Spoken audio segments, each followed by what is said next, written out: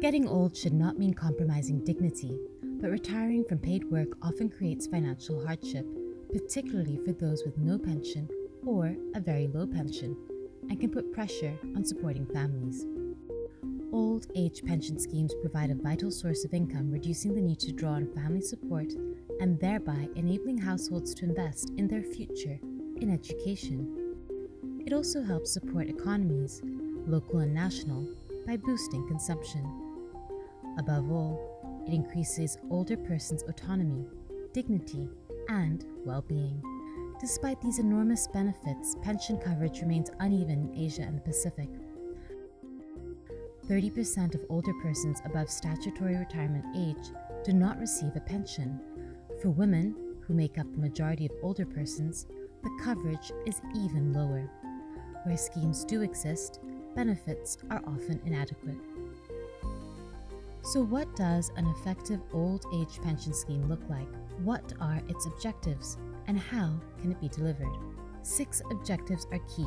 To combat poverty and inequality, coverage should be universal for older persons above a nationally stipulated age.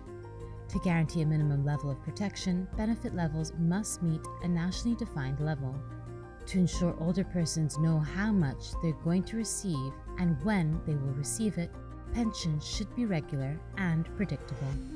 To reward those who pay into schemes, pension payments should be proportionate to contributions. To remain sustainable, pension schemes should be transparent and well governed, but also be able to adapt to economic and demographic change.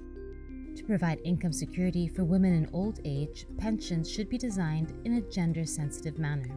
Pensions are often designed with a prime-aged, full-time working man in mind, but they also need to take into account different working trajectories, interrupted careers, informal work, and lower earnings. Women are especially affected by these different and unequal labor market patterns. To achieve these objectives, a mix of contributory and non-contributory schemes is needed. Mandatory contribution schemes are in place in most countries in Asia and the Pacific, but they are only accessible to a minority of workers, often in public sector or other formal sector jobs. All too often, they are paid out as lump sums shortly after retirement, leaving income security thereafter unpredictable. Non-contributory schemes can rapidly increase pension coverage and reduce poverty among older persons and their families, but often they are targeted at the poorest, resulting in large and unfair exclusion errors. Universal non-contributory pension schemes extend coverage to all, particularly the majority of workers who do not qualify for a poverty-targeted scheme, but cannot save into a contributory scheme. Providing these schemes at adequate benefit levels, such as equivalent to the international average of 16% of GDP per capita, can have a significant impact on reducing poverty. Contributory and non-contributory schemes need to be brought together in a coherent system.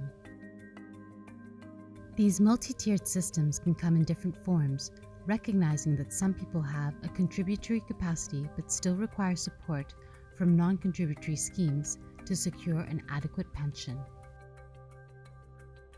A comprehensive pension system requires good coordination between ministries of labor, finance, and social welfare to ensure everyone is covered at a basic level, and that those who pay into contributory schemes receive a higher pension. Ensuring that all older persons aged 65 and older are covered by a non-contributory pension scheme in 2021 would cost between 0.6% and 2.6% of GDP. As population aging picks up pace, the need for adequate old age pensions will increase. With good governance, planning, and budgetary and pension adjustments, a multi-tiered pension system can be within reach to ensure income security for all in old age and respond to expected population changes. Older persons have an equal right to social protection. Now is the time to build an inclusive and universal old age pension system and ensure old age can be spent in dignity, autonomy, and happiness in Asia and the Pacific.